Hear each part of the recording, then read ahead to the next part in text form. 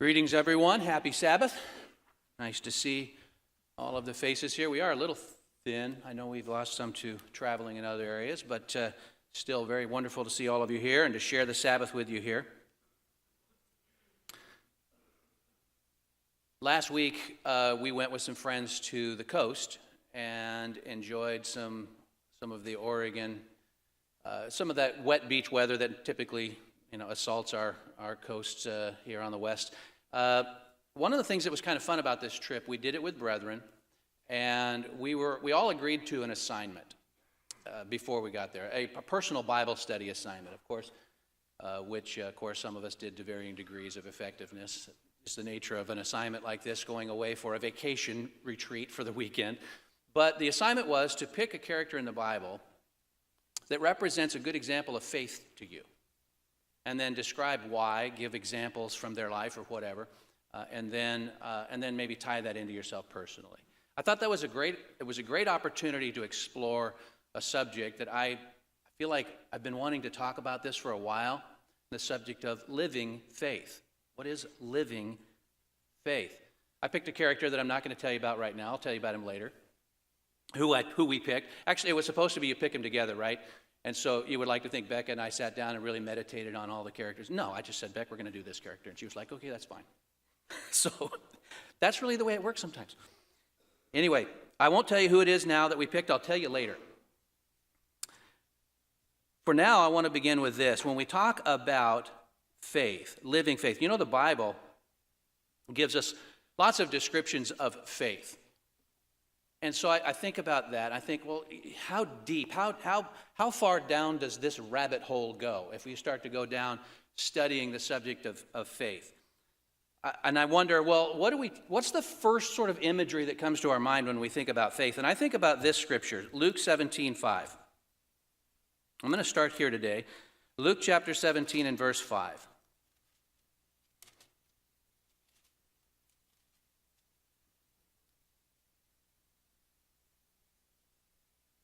Luke 17:5, and it says, "And the apostles said to the Lord, 'Increase our faith.' So the Lord said, 'If you have faith as a mustard seed, you can say to this mulberry tree, be pulled up by the roots and be planted in the sea, and it would obey you.'" And I think, wow, is that faith?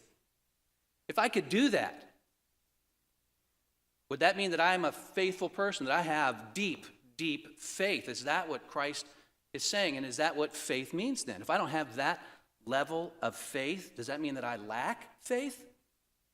What is Christ actually saying there? I mean, just as a preliminary review, what is he actually saying there? He's looking at a tree that grows where? On land. It flourishes on land. And he's saying, if you could command this tree, he's not saying a simple thing like go float in the river. He's saying be planted. Change its very nature so that this tree that grows and flourishes on land will now grow and flourish in the sea. That ratchets that idea up to a new level, a very high level in my mind. The level of impossibility. Can you imagine a world where if that's what we could do, and everyone had that ability of pure righteous faith so that every one of us could command a tree to pluck itself up completely and utterly by the roots and plant itself someplace else, whether that's on land or in the sea, what kind of world would that be? I picture kind of a dangerous environment there. Trees flying around, mountains moving themselves arbitrarily. If you've got a cabin on a mountain and somebody decides that mountain needs to move, I don't think you'd be happy about that. What happens to your cabin? Maybe they don't think so thoroughly about what happens to your cabin while they're moving the mountain. I just don't think that this is sort of the picture of faith that we are supposed to be getting from this example, because we're human beings. I want to talk about living faith today. Practical faith. Everyday faith. I want to walk through, for this presentation on faith, I'm going to walk through three elements that I want to present about faith today that's a part of what I'm describing for you as living faith. Everyday faith, practical faith. Three key elements of faith that are necessary to having living faith. And I'm going to describe as we go through this what living faith is then. What is living faith? And I want to begin with asking the question, what is belief? What does it mean to believe? What does belief mean? If you look to the dictionary definition, Merriam-Webster online dictionary says this: 1, it's a state or habit of mind in which trust or confidence is placed in some person or thing. 2, something that is accepted, considered to be true, or held as an opinion. Or 3, conviction of the truth of some statement or the reality of some being or phenomenon, especially when based on examination of evidence. Interesting when you think about the variety of definitions within that. They all do have a common theme, though. Beliefs, however, are not static, meaning you don't inherit a belief. So it's not like this. So if you imagine that you would learn something, and that forever, from that point forward, that thing that you learned, that you would believe in that, and that it would never, ever change. That's not really even possible. God didn't make our brains that way. You'll understand a little bit more as we move through this. Let me read to you from an article I found in Indian Journal of Science, an article titled "The Biochemistry of Belief." The biochemistry of belief. Here's what it says. Beliefs originate from what we hear and keep on hearing from others ever since we were children, and even before that. So we do develop beliefs as children from what we see, observe, hear, and are taught by our parents. We form beliefs from that. The sources of beliefs include environment, events, knowledge, past experiences, visualization, and so forth. One of the biggest misconceptions people often harbor is that belief is a static, intellectual concept. Nothing can be farther from the truth. Beliefs are a choice. We have the power to choose our beliefs. Our beliefs become our reality. In fact, according to the article, our brains are wired to create and modify beliefs. In other words, we're made this way. Here's what it says. The sensory inputs, believe me, this is a long article. I'm pulling out just the relevant pieces for you. If you want to go find the article and read it, it's an interesting read, but it gets a bit heady. This is the relevant piece with regard to the fact that our brains are wired this way. It says the sensory inputs we receive from the environment undergo a filtering process as they travel across one or more synapses in our brains, ultimately reaching the area of higher processing like the frontal lobes. There, the sensory information enters our conscious awareness. What portion of this sensory information enters is determined by our beliefs. Fortunately for us, receptors on the cell membranes are flexible, which can alter in sensitivity and conformation. In other words, even when we feel stuck, quote, emotionally, there is always a biochemical potential for change and possible growth. When we choose to change our thoughts, we become open and receptive to other pieces of sensory information hitherto blocked by our beliefs. When we change our thinking, we change our beliefs. When we change our beliefs, we change our behavior. Now, I want you to package that up and keep that as an understanding. That's what beliefs are. They're a choice that each and every one of us can make. We can change our beliefs based on new information. That becomes a choice that we make. And in choosing, we also then affect our behavior ultimately. One of the fun things that happens to us in life, and I'm very convinced God deliberately did this, there's a concept, and I'm going to try to keep it as simple as I can. The concept is called a cognitive dissonance. Dissonance. D-I-S-S-O-N-A-N-C-E. Dissonance. A dissonance is a disharmony. Cognitive dissonance means mental or disharmony in your thoughts or beliefs.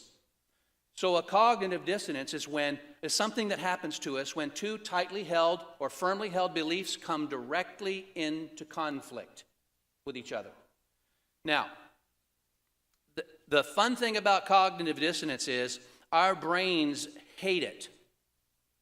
We can't really dwell in this area where we have beliefs that conflict with one another. We need harmony in our beliefs to feel like we are at peace. Our minds can't handle it. Think of it this way. When you're hungry, you desire food. You need food that does what? It resolves hunger. And in the same way, when you have a cognitive dissonance, your brain craves resolution to that. There has to be a resolution. Now, we either resolve cognitive dissonances rationally or we resolve them irrationally, but they are always resolved. Now, one final point on rationality. There is two perspectives on what rational and irrational mean. Because when it comes to beliefs, we can view things the way God does, or we can view things the way man does. And there you're going to see as we move through this that rational from God's perspective is irrational from man's. And rational from man's perspective is irrational to God. So understand as we go through this, it's a very clear thing to say and to understand, but sometimes when I'm speaking, it's highly probable that I'll say it one way and I'll mean it the other. So bear with me as we go through this together. I want to walk through an example here of a cognitive dissonance, I guess, for lack of a better way to say it, but it's an example here of belief. And as we walk through this example of what is living faith, this is going to help us understand it a little bit better as we move down this road, and we're beginning here with belief. So let's turn over to Matthew chapter 14. Matthew chapter 14, and I'm going to begin in verse 22.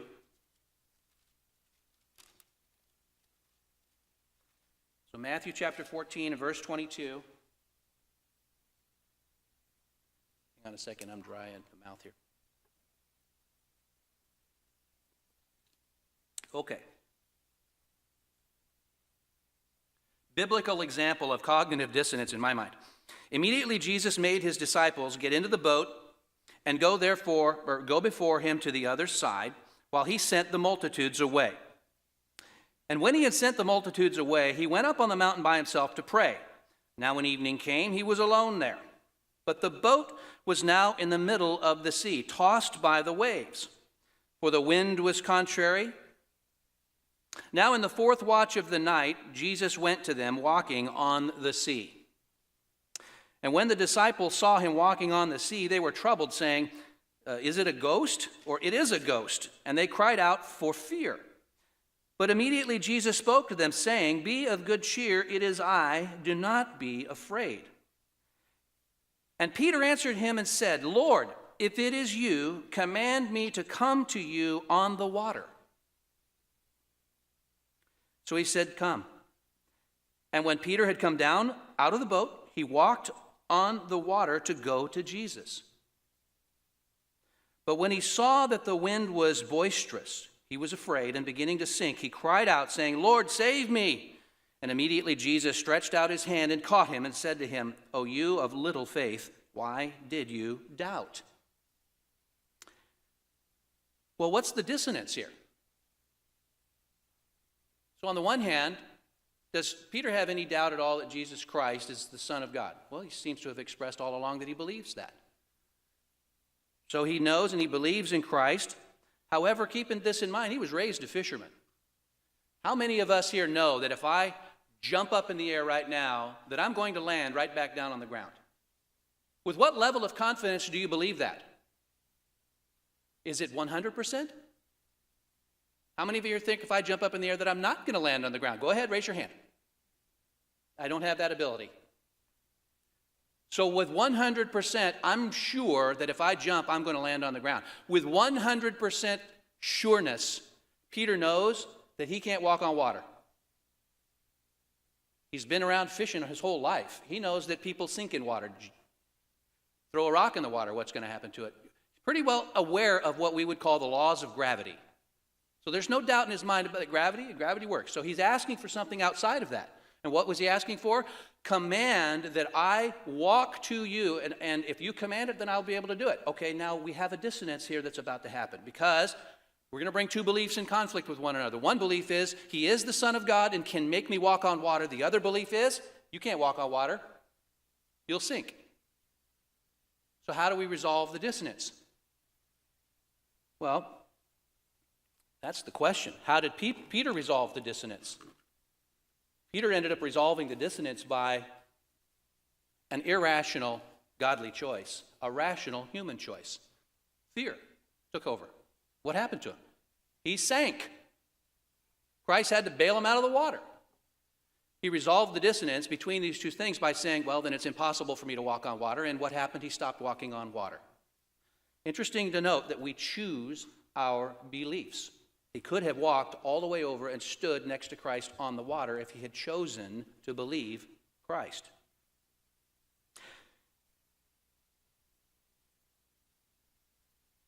Now, it's important for us to understand that belief is not enough. James uses an extreme example to illustrate this point to us. Now, I'm talking about belief in God when we talk about the beginning of faith, belief in God. James tells us something interesting, right? James chapter 2.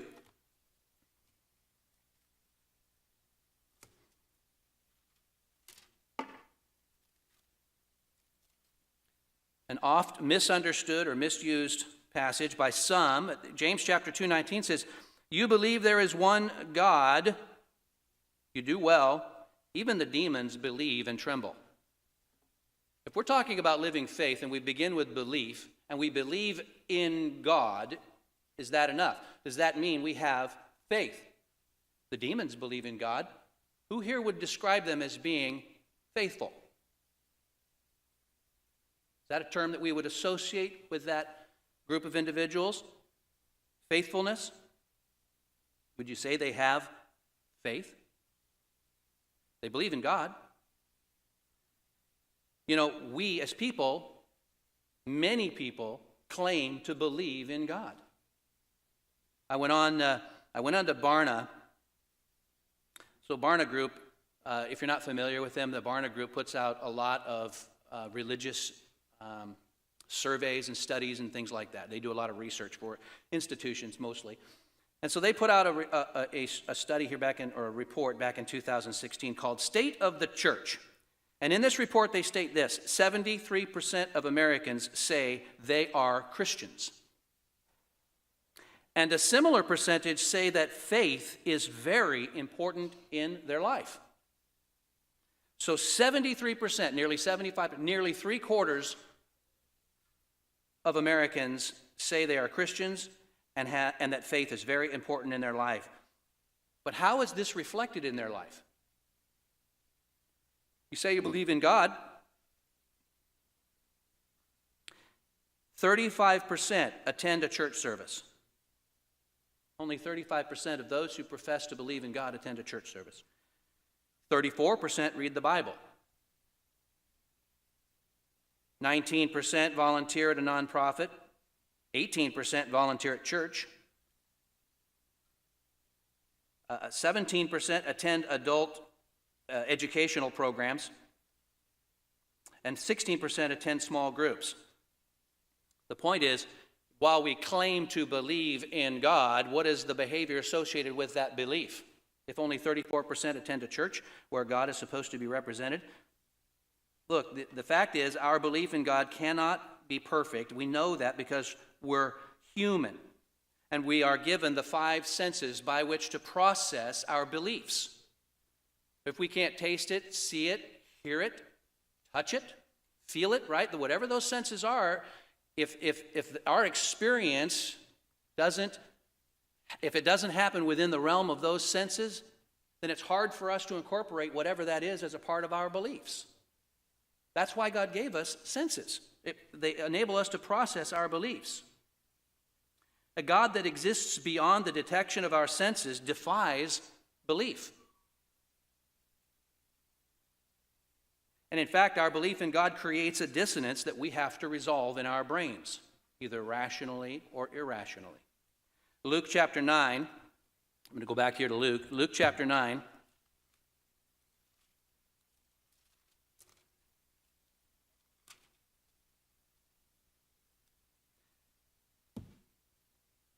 I'm going to try to get through this carefully here. This is a very meaningful section of Scripture for me, so bear with me.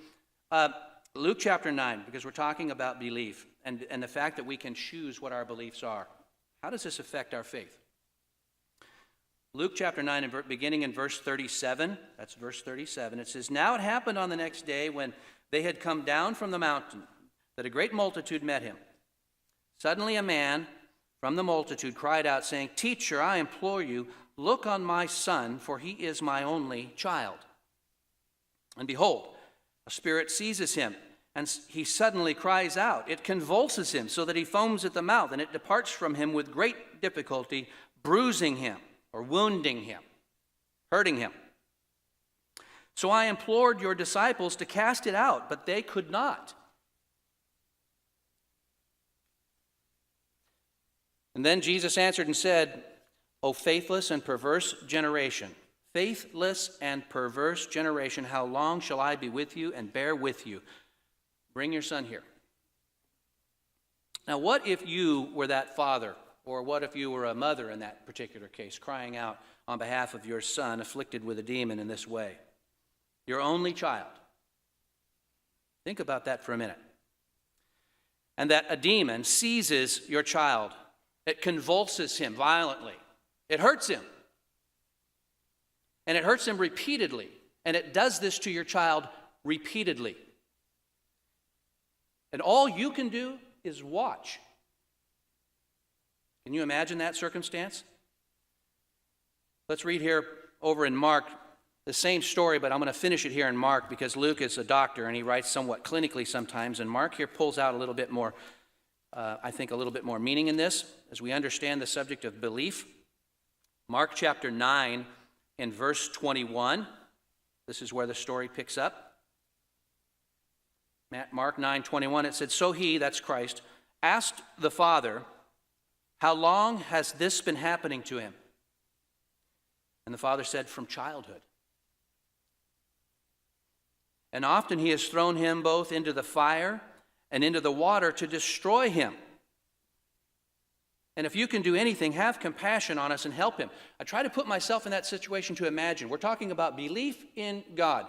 And I have a child who has been afflicted by a demon who's gone through this since he was a child. That this has been happening to him, and I can do nothing about that. I am helpless. Have you ever felt helpless like that?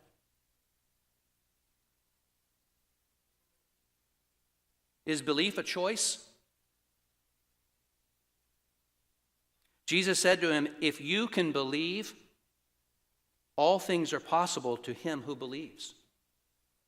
And immediately the father of the child cried out and said with tears, "Lord, I believe.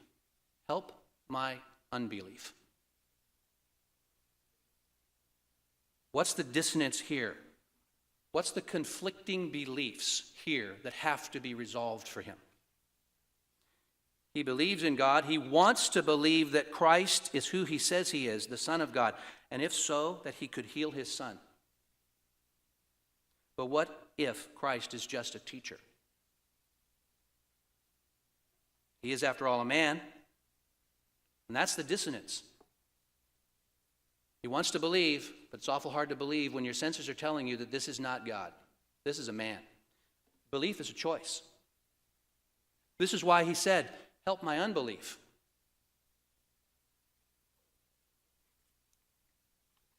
Faith requires belief in God.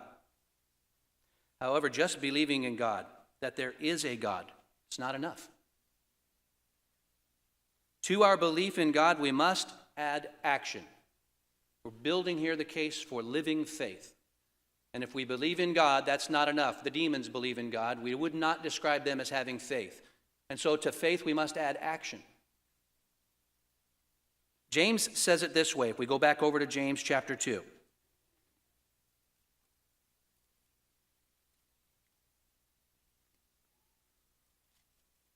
James chapter 2 and verse 14.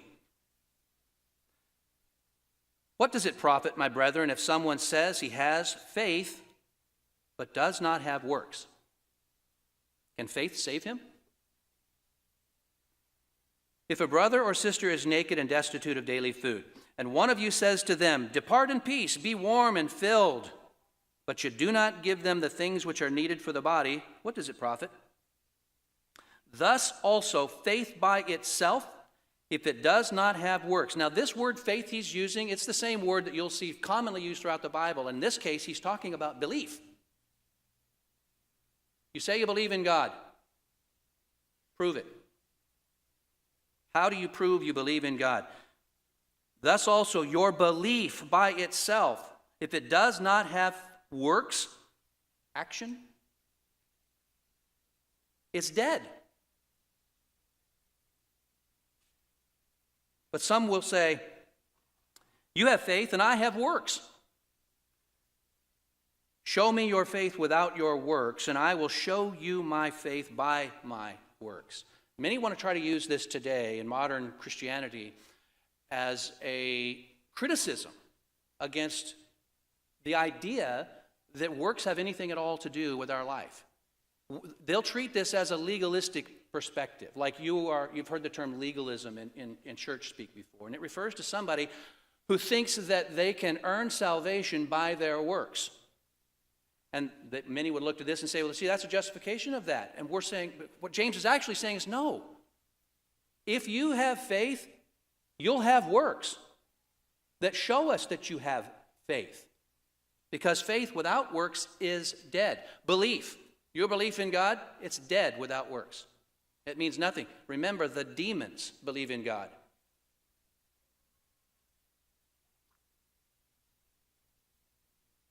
How do we know for certain that this is the connection he's making? Well, let's drop down to verse 19 of the same chapter, chapter 2 and verse 19. It says, "You believe that there is one God, you do well. Even the demons believe and tremble." We read that, but keep going. "But do you want to know, O foolish man, that faith without works is dead? Was not Abraham our father justified by works when he offered Isaac, his son, on the altar? Do you see that faith was working together with his works, and by works faith was made perfect? And the scripture was fulfilled which says, Abraham believed God, and it was accounted to him for righteousness, and he was called the friend of God. You see then that a man is justified by works and not by faith alone, not only by his belief, but also by his works. Likewise, was not Rahab the harlot also justified by works when she received the messengers and sent them out the other way? For as the body without spirit is dead, the body without the spirit is dead, so faith without works is dead also." Belief in God without works is dead also. What's interesting is that the book of James is written very near the same time as the book of Hebrews. And if you go over to Hebrews chapter 11,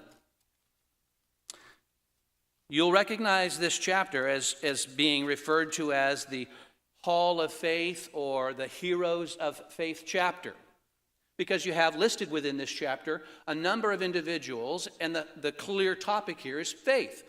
And we begin with Hebrews 11 and verse 1, where it states emphatically, "Now faith is the substance of things hoped for, the evidence of things not seen."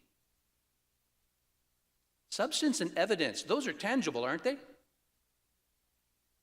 What is substance? Substance is defined as real physical matter of which a person or thing consists and which has a tangible, solid presence. Evidence is defined as the available body of facts or information indicating whether a belief or proposition is true or valid. And it says again, now faith is the substance of things hoped for. It's the evidence of things not seen. We believe in God. God is the unseen, is he not?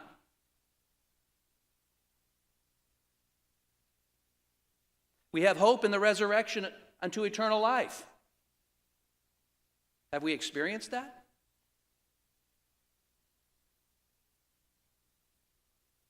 That's a promise, but we only know that that's fulfilled by Jesus Christ, and we only know truly that it was fulfilled by Christ because it's been witnessed to, and from there we build faith. We accept that he died for us, and that the evidence is clear and proves that. But I wasn't there. I didn't see it myself. I wasn't alive then. Neither were any of us. What is the substance and evidence of our beliefs? In this case, our belief in God. What is the substance of that? What is the evidence of that?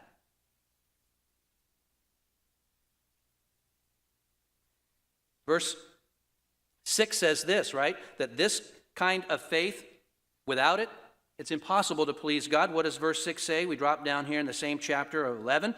But without faith, he's talking about substance and evidence, it is impossible to please him. For he that comes to God must believe that he is, and that he is a rewarder of them that diligently seek him.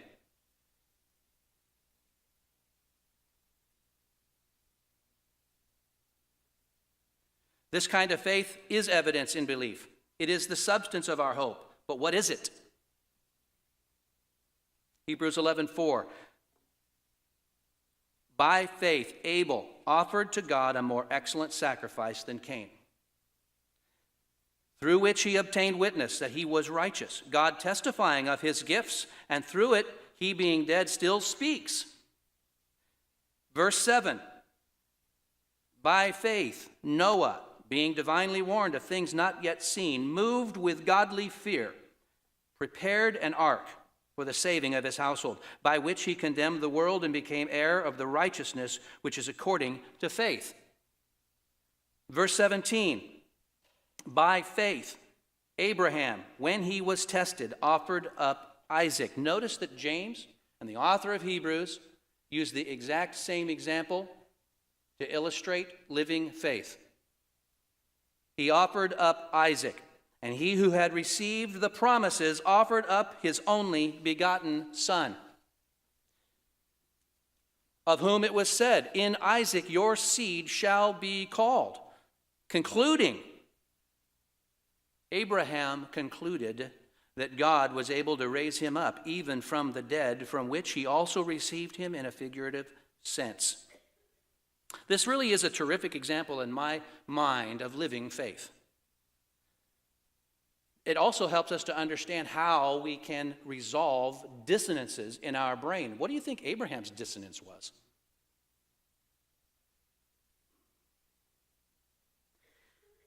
Abraham concluded. Now, obviously, Abraham's dissonance was going to have to be this. I was given a promise by God. God will not break his promise. Isaac is the inheritor of that promise. If I kill Isaac, I kill the inheritor of that promise. My brain is going to glitch on this. He concluded with godly rationalism, irrational to man, but rational to God, that God was able to raise him up if I strike him down, to follow God's command. So if I obey God, then God will have to resurrect him. It's as simple as that. To a man, that's irrational. But to God, that's the rational choice. And so he resolved the dissonance with godly, rational reasoning.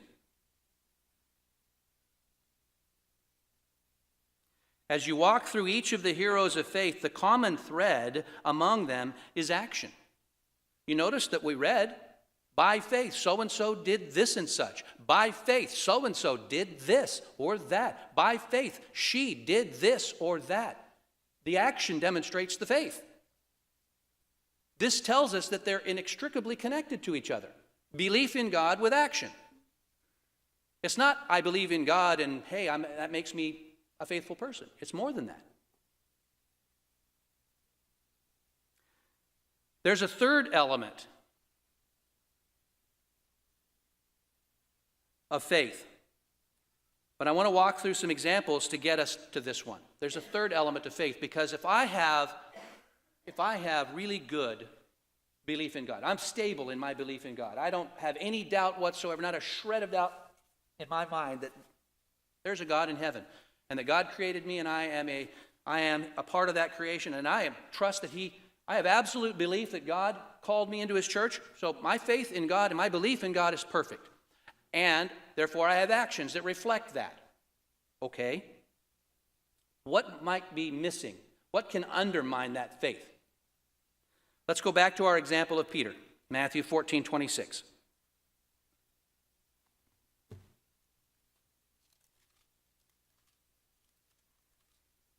Matthew chapter 14, picking the story up here in verse 26.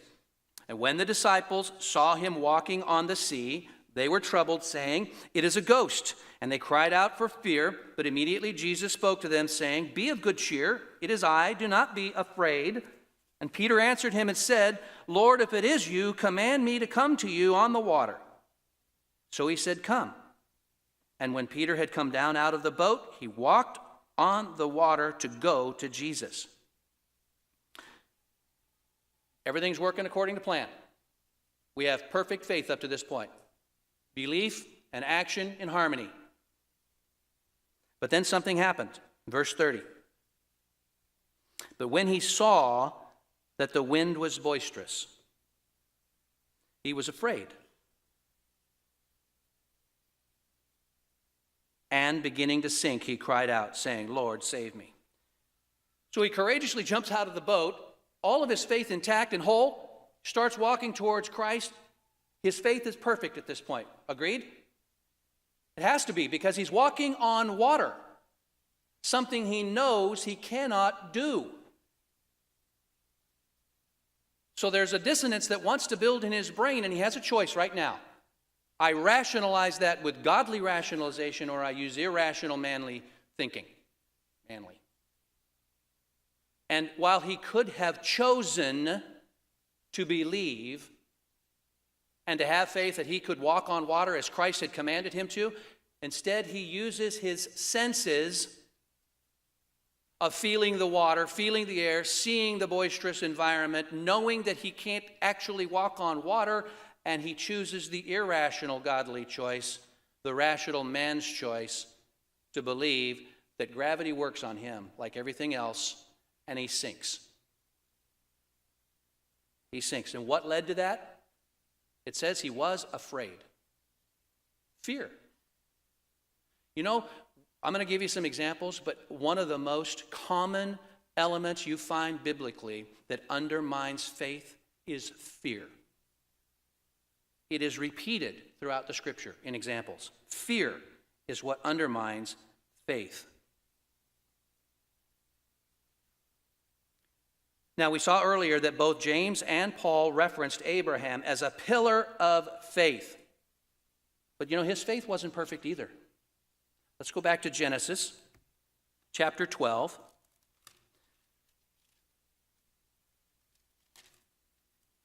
And we're going to see that there's a common element that's missing, and we are going to also learn that one of the main reasons why it's missing. Genesis chapter 12, we'll pick up the story in verse 10. Now there was a famine in the land, and Abram went down to Egypt to dwell there, for the famine was severe in the land.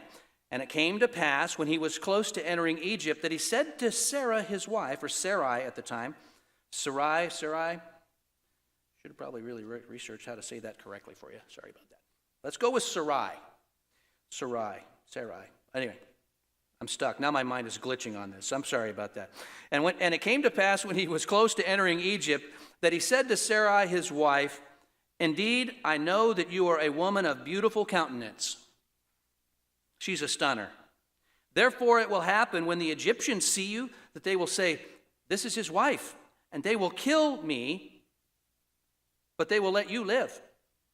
Please say you are my sister, that it may be well with me for your sake, and that I may live because of you."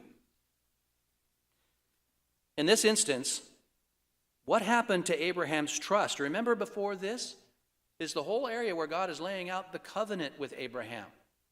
And so, yes, he knows and believes in God. He's had a conversation with him. And yet, as he's sojourning, and he comes into Egypt, where's his trust now? Where's his faith in God?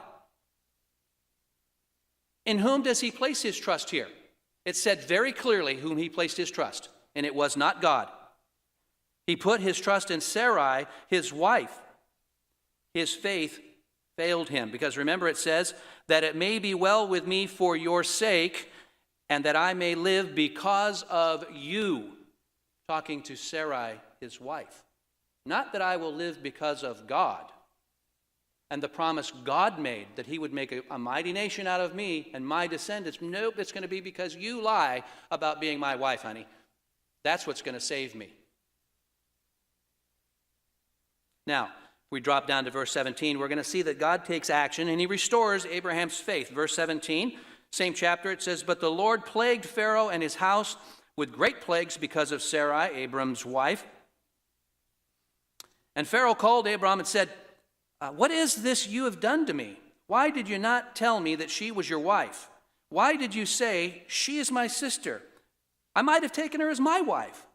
Now therefore, here is your wife. Take her and go away." So Pharaoh commanded his men concerning him, and they sent him away with his wife and all that he had. Now, you might think, okay, Abram learned his lesson. He learned his lesson, except for chapter 20. Let's go over to Genesis chapter 20. This is just to help us understand that faith is a thing that we grow through. We're not perfect. And Abram was not perfect either. In chapter 20, in verse 9, chapter 20, let's begin here in verse 1. Sorry, note takers, I hate it when people do that. We're going to start in verse 1 here. Read 1 and 2 first. Genesis 20 and verse 1, it says, "And Abram journeyed from there to the south and dwelt between Kadesh and Shur and stayed in Gerar. Now Abraham said to Sarah," now they're Abraham and Sarah. Something dramatic had happened between these two events. So here we have Abraham and Sarah.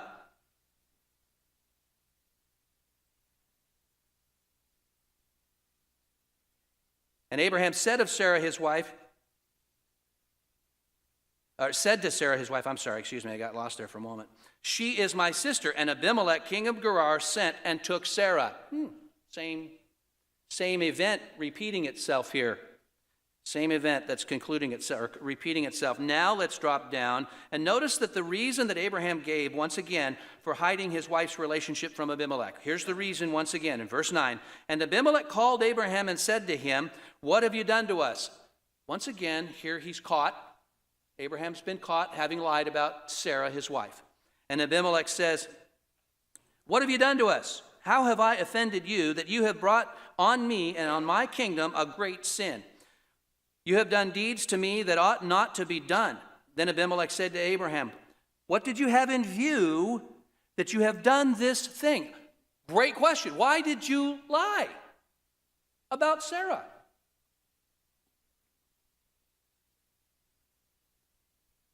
And Abraham said in verse 11, "Because I thought, surely the fear of God is not in this place, and they will kill me on account of my wife." So, would you call that perfect faith? Where again was his trust? His trust again was in Sarah's lie. That would save him, but surely not God would save him. I would call that imperfect faith in somebody that is described as being a pillar of faith, biblically. An example of faith for us, repeatedly cited for our benefit. But yet we can understand that he was not a perfect man. He grew in faith.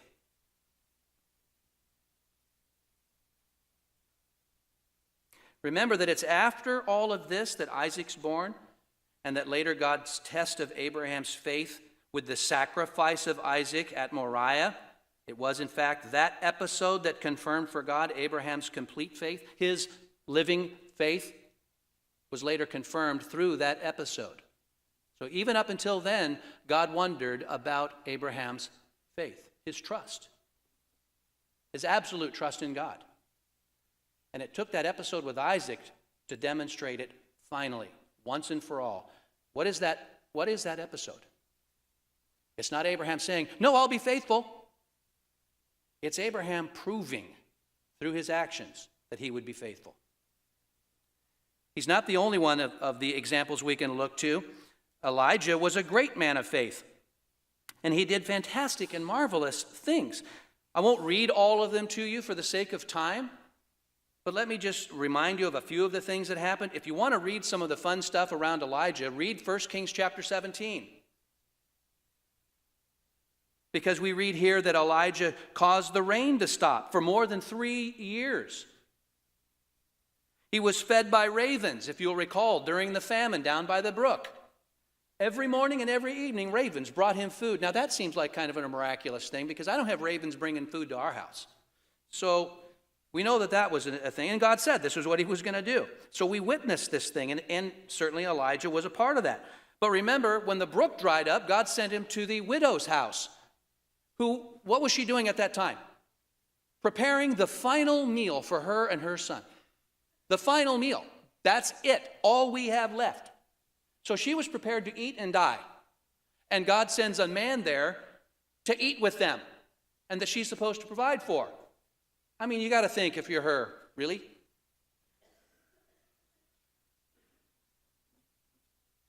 But obviously, the flour and oil lasted them throughout. All of them throughout. What an amazing thing he witnessed. And in 1 Kings 18, we read that as God instructed, Elijah caused fire to rain down on his water-soaked sacrifice. Remember that? You got 450 prophets of Baal, and you got trying to create a fire for their sacrifice out of nothing. Can't quite do it. Just can't really get there. And so, what does Elijah say? Pour water in there. No, more water. No, even more water on there. That thing is so soaked. I mean, it might just be submerged. There's so much water there. And yet, he commands and God fulfills his word, and he casts fire down on that thing, and it not only consumes the fire or consumes the sacrifice, but it licks up all of the water all around it, completely evaporates it all. Elijah was right there. He was the one who actually fulfilled the command by saying the words God told him to. How hard is it to not imagine him as a faithful man? Right? He's got everything you need to be faithful, to believe utterly in anything. If God said walk on water, that shouldn't be a problem at all from everything he witnessed. That should be no problem. And yet, 1 Kings chapter 19 and verse 1. We will turn here. 1 Kings chapter 19.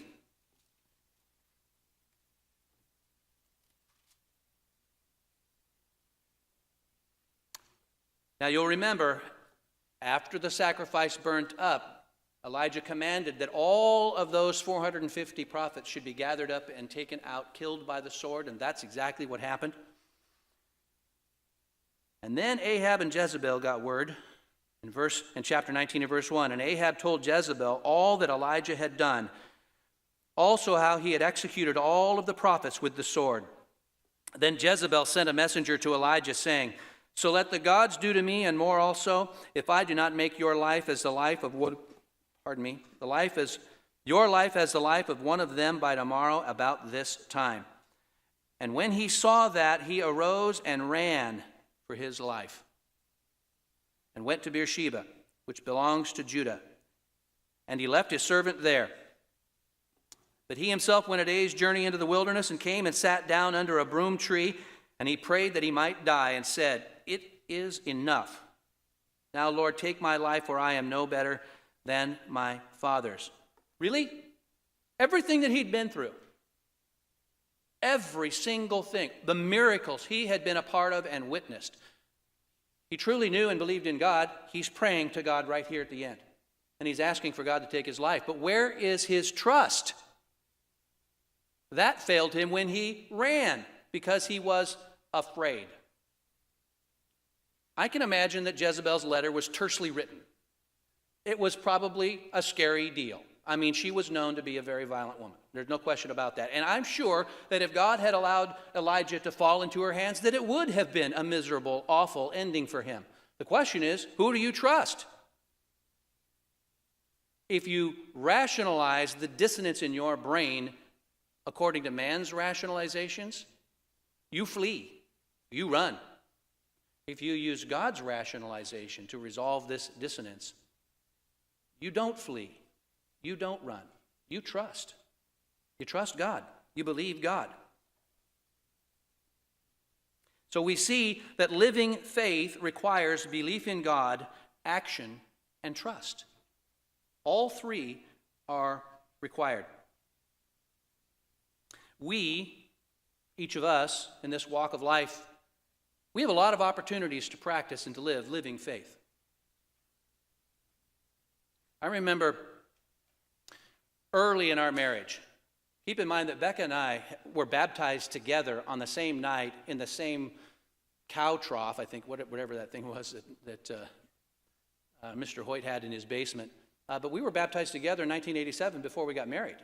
So our marriage has always been in the church. We've always been in the church. So not hard for you to imagine if I say, we believe in God. Have always believed in God. Since before we were married, we believe in God. And yet, early in our marriage, when money was really tight, we struggled with tithing.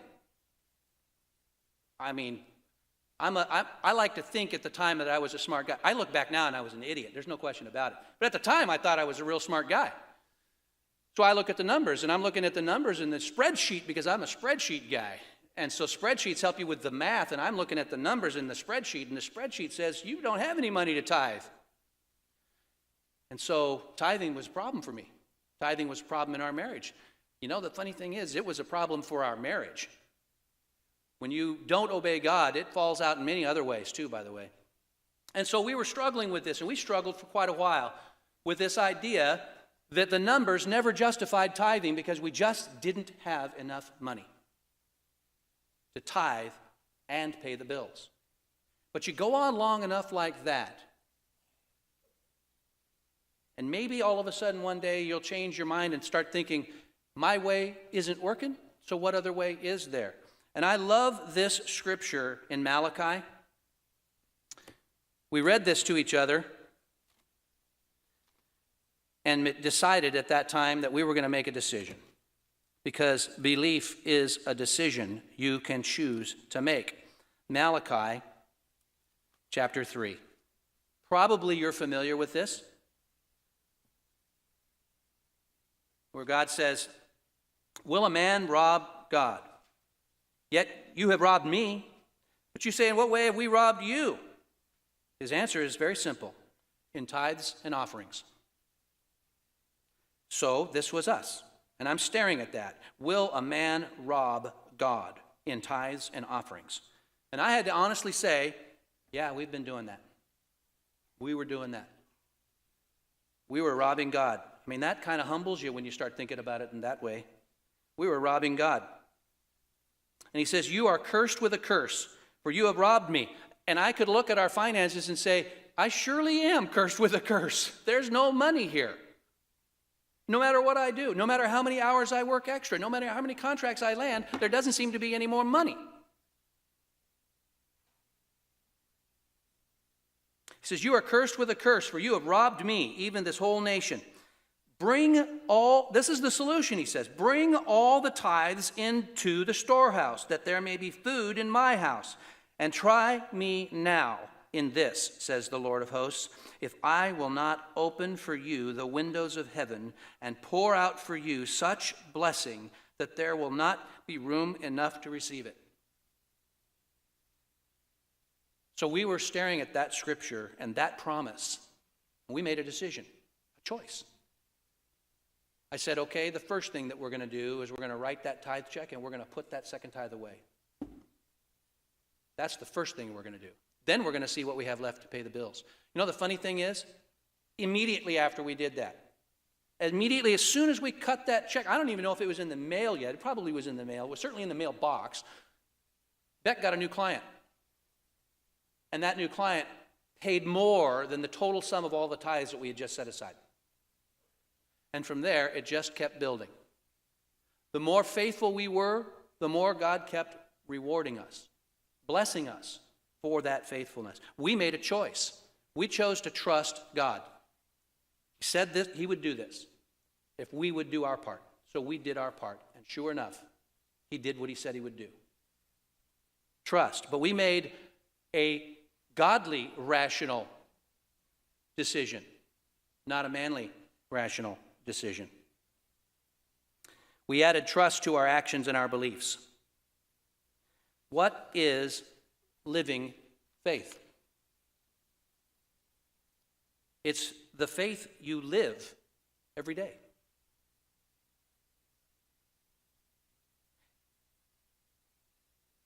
If it became illegal to believe in God, to have that faith, would there be enough evidence in your life to convict you? That's the question. Because that's the substance and the evidence that's required that demonstrates our faith, our belief in God. That there is substance in our life, that there is evidence in our life of that belief. That's what Paul is talking about in Hebrews when he says, the substance of our hope, the evidence of what we believe in, the unseen things we believe in God, our belief in God. That there should be substance and evidence in our lives that proves that. That's not the Shadrach, Meshach, and Abednego faith, right? I mean, if you want to look at the extreme, we could look at them and say, well, that's perfect faith. When was the last time any of us were asked to bow down to a golden idol at the threat of being thrown into a fiery furnace? Most of us are not going to face that kind of threat in our life. So does that mean we don't get to have faith then? Because that's in the Bible. That's an extreme example of that's in the Bible. But you know where it's not listed? It's not listed in Hebrews. You're not going to walk through your life having to face a fiery furnace or a den of lions. Most of us don't have that threat. Most of us just have every day in front of us where we get up with an opportunity to live our faith, to make decisions today, to change beliefs that are wrong when I'm confronted with them. That's the hardest part, but that's faith. That's living faith. The examples we have in Hebrew are very simple for us, aren't they? Because they're normal things that happen in normal lives. Abel gave an excellent offering. Enoch pleased God. Sarah conceived and bore according to the promise. Abraham offered Isaac. Moses forsook Egypt to suffer the fate of his people. That's cited specifically. He made a choice. The walls of Jericho fell down because the people in faith marched around exactly as they were told to do. Rahab received and protected the spies of Israel. It was accounted to her as faith. These are simple things that any one of us could have done. That's why they're there, in my opinion. That's why he used them, because they're simple, they're tangible. We can relate to these things. They're everyday decisions. They're get up today and live your beliefs. You believe in God, so do the demons. What actions in your life prove you believe in God? Do you trust God?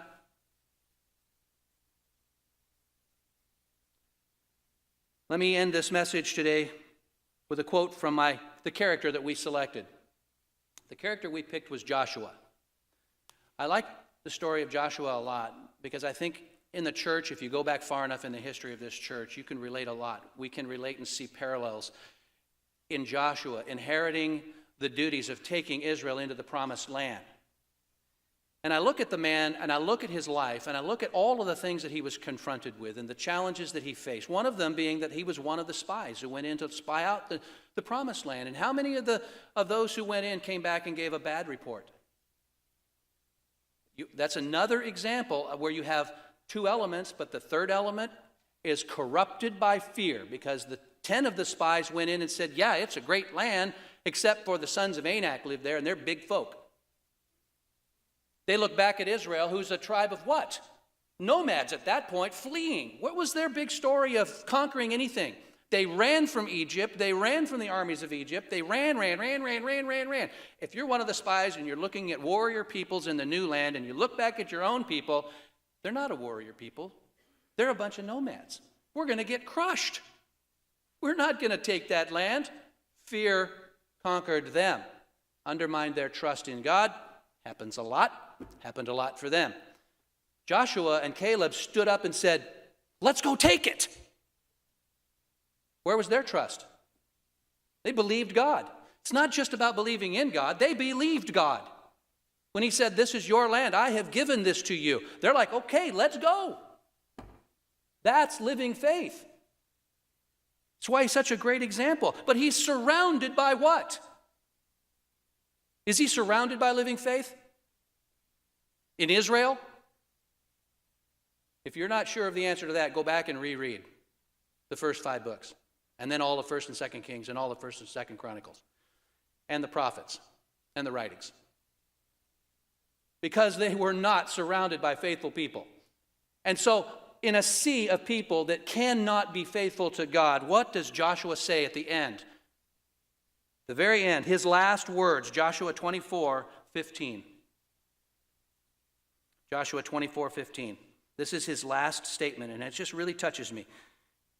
And if it seems evil unto you to serve the Lord, because it certainly did seem evil for them to serve the Lord, he says, choose you this day whom you will serve. Choose. Choice. We get to choose. Every single day we get to make a choice. Whether the gods which your fathers served on the other side of the flood. Who are you going to serve? The gods which your fathers served that were on the other side of the flood? What led to the flood? The gods they served were not the God in heaven. Or the gods of the Amorites in whose land you dwell. But as for me and my house, we will serve the Lord. That was his decision, because that's the life he led. Joshua is a great example of living faith.